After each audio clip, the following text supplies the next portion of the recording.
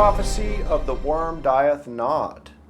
Looking to the Bible, we will find out what it means about the worm dieth not. In the book of Mark, chapter 9, verse 48, it says, "Where their worm dieth not, and the fire is not quenched."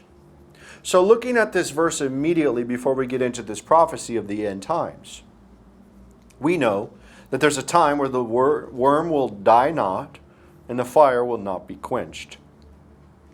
And we know that worms are not in hell eating physical bodies, but these worms are on earth.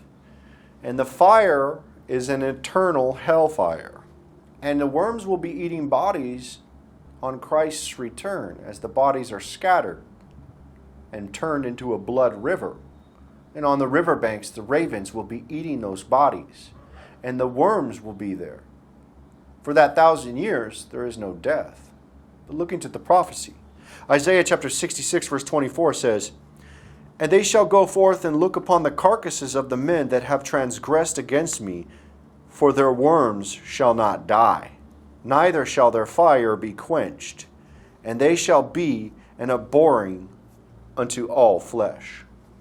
So when is it that the bodies will be eaten by worms that don't die and the eternal flames? It is during the time of the Messiah. When Messiah returns, there's no more death. The worms won't die, but they'll eat those bodies that were killed. And those eternal flames that last forever and ever are there. They are in fire. Isaiah chapter 66 verse 15 says, "For behold, the Lord will come with fire, and with his chariots like a whirlwind, to render his anger with fury and his rebuke with flames of fire. For by fire and by his sword will the Lord plead with all flesh, and the slain of the Lord shall be many." Christ will be returning with the flames of fire and the judgment of the law, as the people are delegated their judgment to fire and flames forever, being slain by the sword on his return. Revelation chapter 1, verse 14 and 16. "His head and his hairs were white like wool, as white as snow, and his eyes were as flame of fire. And he had in his right hand 7 stars, and out of his mouth went a sharp 2-edged sword. And his countenance was as the sun shineth in his strength." So here we see Christ returning with the flame of fire and with the sword. Revelation chapter 19, verse 14 and 15. "And the armies which were in heaven followed him upon white horses, clothed in fine linen, white and clean. And out of his mouth goeth a sharp sword, that with it he should smite the nations, and he shall rule them with a rod of iron, and he treadeth the winepress of the fierceness of the wrath of Almighty God." He's making war against the wicked, turning them into wine. This is the treading the winepress and leaving their bodies scattered. Revelation chapter 19, verse 19 through 21. "And I saw the beast and the kings of the earth and their armies gathered together to make war against him that sat on the horse and against his army.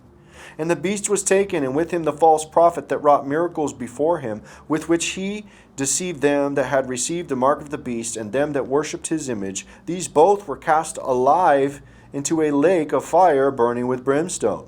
And the remnant were slain with the sword of him that sat upon the horse, which sword proceedeth out of his mouth, and all the fowls were filled with their flesh."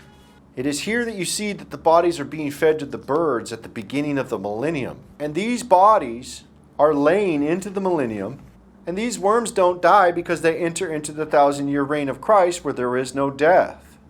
And all these things that Christ Yeshua knew, as he warned before about the time where the worm will not die and the people will be thrown to hellfire that burns forever and ever. He's talking about his return, a prophecy, a time of the 1,000 years where death is removed, including for the worms. The worms will be able to consume those bodies without dying, and the people will be everlasting fire who were killed, where the worm dieth not. And this is why he said this in the book of Mark chapter 9. "Where the worm dieth not, and the fire is not quenched." And this is referring to the end. Christ knew what would occur on the time of his return, that the worm would not die, and the people be in everlasting fire. And this is the prophecy of the worm dieth not.